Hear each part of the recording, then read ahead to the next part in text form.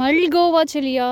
ஹே guys, Sunday morning இந்த week ஃபுல்லாக எங்கள் அம்மா இந்த வீக்கெண்ட் ஆச்சு ஊருக்கு வந்துட்டு போங்க, ஊருக்கு வந்து ரொம்ப நாள் ஆச்சுன்னு சொல்லிட்டே இருந்தாங்க. நான் தான் செல்லியை வச்சுக்கிட்டு 2 பஸ் மாறி போயிட்டு வரதெல்லாம் கஷ்டம்னு சொல்லி சோம்பேறித்தனமாக போகலாமா வேணாமான்னு யோசிச்சுக்கிட்டே இருந்தேன். ஆனால் சண்டே காலையில் எந்திரிச்சதுமே ஏதோ போயிட்டு வரணும்னு தோணிக்கிட்டே இருந்துச்சு. ஒரு 8:30 வரைக்கும் நல்லா தூங்கி எந்திரிச்சிட்டு அதுக்கப்புறம் எங்கள் அம்மா கால் பண்ணி நான் இன்றைக்கி ஊருக்கு வரலான்ட்டு இருக்கேன் அப்படின்னு சொன்னேன்.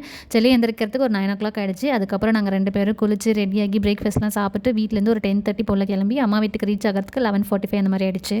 நீங்கள் வந்து சேரத்துக்குள்ளேயே கிட்டத்தட்ட ஒரு half a day ஆயிடுச்சு. இவ்வளோ தூரம் வந்து என்னால் வீட்டுக்கு போக முடியல. ஏன்னா தோட்டத்தில் கொஞ்சம் வேலையெல்லாம் நடந்துட்டு இருந்துச்சு. வெட்டி வேர்க்கெல்லாம் களை எடுத்துகிட்டு இருந்ததுனால அப்பா அம்மா 2 பேருமே தோட்டத்தில் தான் இருந்தாங்க.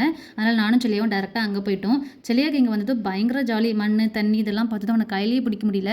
சிட்டுக்குருவி மாதிரி எங்கே ஓடிட்டு சரியான சேட்டை பண்ணிட்டு இருந்தான். ஃபஸ்ட்டு வந்ததும் தோட்டம் ஃபுல்லாக ஒரு ரவுண்டு போயிட்டு என்ன செடி எப்படிலாம் வந்திருக்குன்னு சொல்லி பார்த்துட்டு வரதுக்காக கிளம்பிட்டோம். இந்த ட்ராகன் ஃப்ரூட்லாம் வச்சு கிட்டத்தட்ட ஒரு 2 வருஷம் ஆகும். இப்போ தான் பூவே பூத்துருக்கு. என்னது அது? Dragon fruit. இது என்னது செல்லியா? ரோஸ். என்ன கலர்? வெட்டி வேரும் வச்சு இப்போ ஒரு 3 months கிட்ட ஆகுது. லாஸ்ட் டைம் இப்போ க்ரோத் கொஞ்சம் பார்க்க நல்லா இருந்துச்சு. ஆனால் உள்ள வேர் எப்படி பிடிச்சிருக்குன்னு தெரியல. அதுக்கப்புறம் இந்த சிவப்பு கொய்யா இதை ஃபர்ஸ்ட் டைம் பார்க்குறேன். இப்போ தான் சாப்பிடுவும் செஞ்சேன். டேஸ்ட்டு செம்ம சூப்பராக இருந்துச்சு. பப்பு இது சாப்பிடு. இந்த என்னதுமா? போலாமா?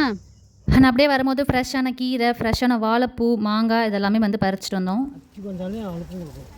அதுக்குள்ளே இருக்குமா?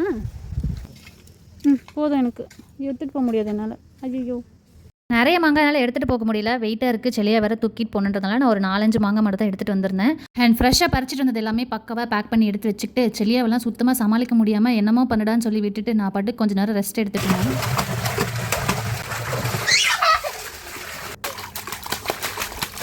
நான் சடனாக ஊருக்கு வரேன் அப்படின்னு சொன்னதுனால வீட்டில் நான்வெஜ் எதுவுமே எடுக்கல. தோட்டத்துலலாம் வேலையாக இருந்தாங்க. அதனால் மத்தியானம் லஞ்சுக்கு சிக்கன் பிரியாணியும் சிக்கன் 65 அப்பா கடையிலேருந்து வாங்கிட்டு வந்திருந்தாரு. நல்லா சாப்பிட்டோம். செல்லியாக்கும் லஞ்ச்லாம் கொடுத்துட்டு அவனை குளிக்க வச்சுட்டு அங்கேருந்து ஒரு 4:30 போல் கிளம்பி வீட்டுக்கு வந்து சேர்த்துக்கு ஒரு 5:45 அந்த மாதிரி ஆயிடுச்சு. செல்லியாக்கு தான் எங்கள் அப்பா விட்டு வரத்துக்கு மனசே இல்லை. கைப்பிடிச்சி இழுத்துட்டு அழுதுகிட்டே இருந்தான். ஒரு வழியாக சமாளித்து கூட்டிகிட்டு வந்துட்டேன்.